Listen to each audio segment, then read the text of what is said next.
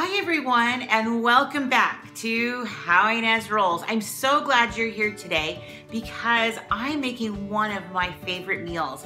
Now, it may not be my kids' favorite, or maybe some of them, but it is mine and I love it so much. So because today is a working day, I need to get started, and it's pretty early in the morning. So let's get started making white chicken enchiladas.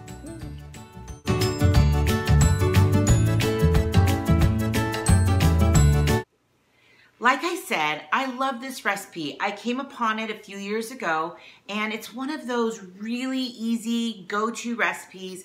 And I'll post the card at the end of the video with all the exact measurements, but pretty much you're just gonna need chicken and flour tortillas and Monterey Jack cheese, I believe, and that's pretty much it as ingredients. Everything else, I believe, should be in pantries, like flour and butter and maybe even some corn. I like to put corn in mine. So right now what I'm gonna do is get my chicken prepped into the crock pot back there and like cook it on low for most of the day, probably about 4 to 6 hours. So, and then after that, all I'll do is just shred it, and then I'll be putting it into the recipe.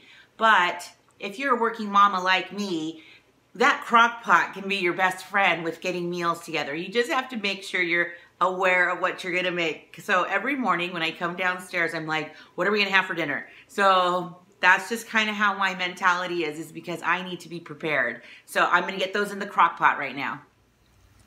As you can see, I just have a few chicken breasts, and all I'm gonna put on top of it is just a little bit of this sprinkle bouillon. Now it's gonna make its own juice, so I don't even need to put any water. And so I'm just gonna do this and let it just kind of cook. And that will make it great. So it'll get some flavor, and that bouillon cube will help with making some great juice in there. And so I also have some of my frozen tortillas out. They're raw, so I'm gonna let them come to room temperature. Won't take very long, and just start cooking them and putting them aside. I realized I needed some extra tortillas. That cooked faster than I thought it would, so it's about 3 hours. So I just took it out of the crock pot. I'll let this cool down. I'll quickly shred it and put it in a bowl, and I'll show you what I add to it. It's now after school, so I can finish all of this. So I'm just gonna quickly spray a 9x13 pan.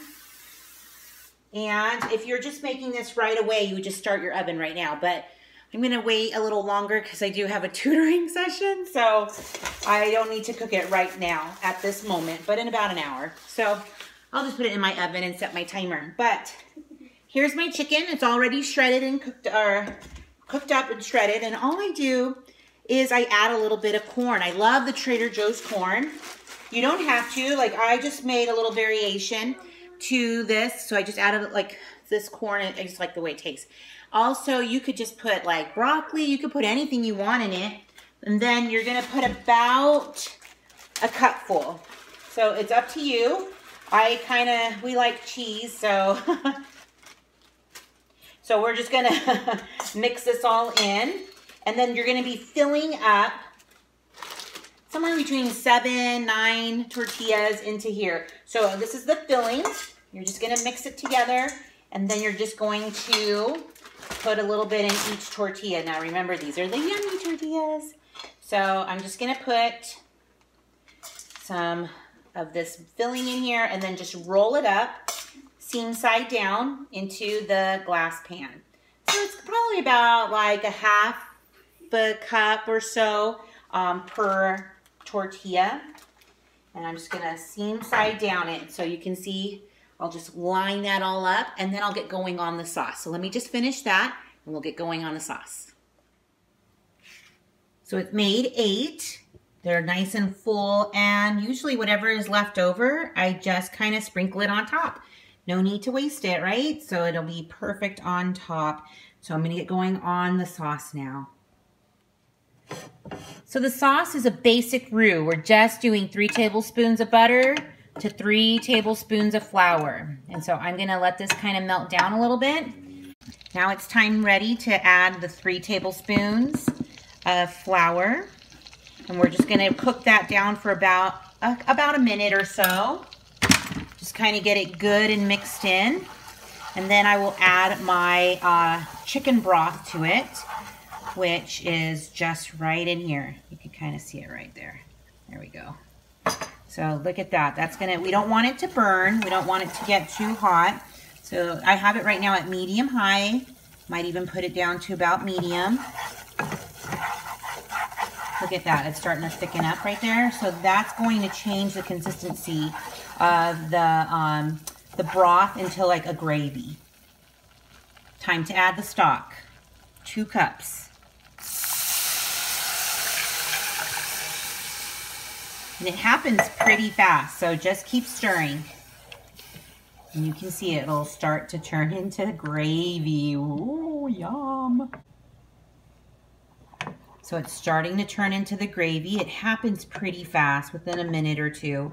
And then as it's getting the right thickness, which is very close, I'll just turn off the fire, add the sour cream and the chilies, and call this sauce done.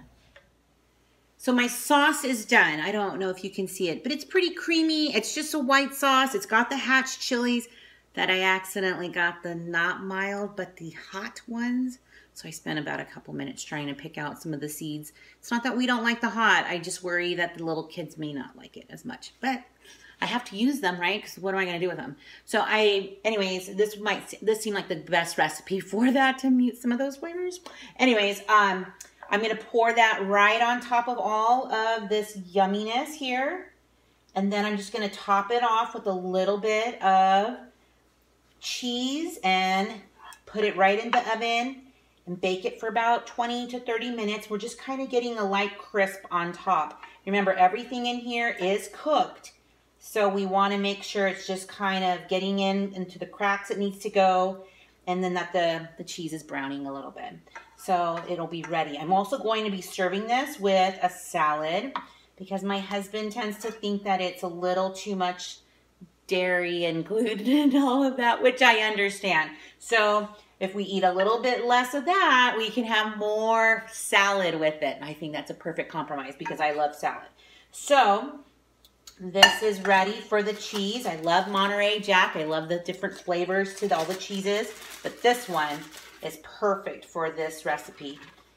You could probably use white cheddar, just something that keeps it in the white scheme of things, so to say. And but if you have cheddar and that's all you have, by all means, I mean, it just won't be as white. It'll be more yellowy. But there it is. It's ready to bake. Yum. Look at this fabulous dish. It is delicious. It smells delicious. It is ready to be devoured. So good. And I caved. I have a couple that don't really want that, so I made taquitos for them. Here is my plate. It is so delicious. I can't wait to eat it. I might have to have a sample.